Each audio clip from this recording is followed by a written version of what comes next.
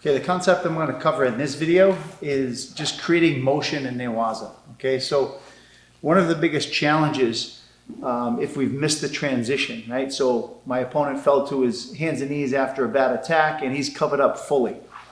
Okay, if I didn't get the opportunity to get my hands in here, now it's very hard to typically mount some sort of offense. But my philosophy is that as a good Newaza person, my goal is to create motion from my opponent. I want to off balance him. I want to move him from this position and make him open up. Okay. Travis does it by coming underneath and grabbing the collar and the lapel, grabbing the back of the neck, and he creates motion by turning his opponent. The way I used to do it was just to take one foot and dig it in. A lot of times when people fall to all fours, they're not likely to give you anything inside with your hands, but you typically can get one heel in. Okay, and so by getting one heel in, my goal now is just to create motion. And I found a way to do this with just this foot. And the way I do that is I put my foot inside of his thigh and then I dig it nice and low all the way. I bring it as deep as I can. Now I've got control of his hips. Okay, now from here, because he's covered up tight and won't give me anything, all I need to do is create some motion. I'm going to elevate this leg high. I'm going to post here. My head's going to go on the floor. And I'm just going to rip this leg as high as I can to create some motion. And I'll balance my opponent and get him to this position. Okay, so I'm going to scoot this way. Now, from here, a lot of times, my opponent is either going to stay here and defend with his hands, or he's going to fight back to his stomach. And typically, they'll fight this way, and they'll try to go back. As he's doing, as long as I have some resistance here, in order for him to go, he's going to create an opening for me. When he creates an opening, that gives me an opportunity to do some Newaza, okay? And obviously, if he stays in this position, then I want to just keep the motion going, and I want to look to get my offense going. There's a lot of different moves I can do from here, but the most important thing is to keep the Newaza going.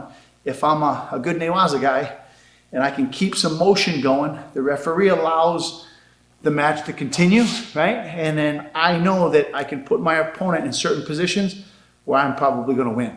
Okay, so the way we do this is we get one heel in and dig it in nice and tight. Bring that knee all the way down. I've got full control. Arch, open them up. Now I've got my offense. From here, I might go over the top. Opponent grabs my leg, figure fours with my legs. Pick them up, put them down. Come under the arm, turn the face, get up on my forehead, knee down, kick it free. That's one move. Second move I might do, but the key is to get that foot in. Once I dig that foot in, I'm good. I can turn anybody from here. Might be able to look for a nice juji from the side.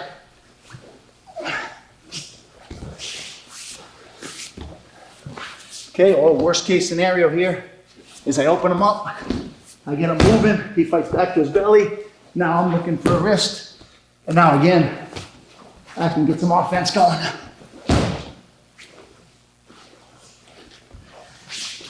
So every person, let's spin this way. Everybody's kind of got their own style of Newaza, right? But the key for a good Newaza guy is to not settle for nothing. In other words, we don't just come fiddle around and let the referee know that we're not sure what we're going to do. We get into the attack mode, go after it, and we start creating some motion and looking for opportunities to finish our opponent. Okay, and so this is one way you can do it. I call this high leg over, and for me this is very useful and a great way to sort of create some motion and keep the Newaza going in all my competitions.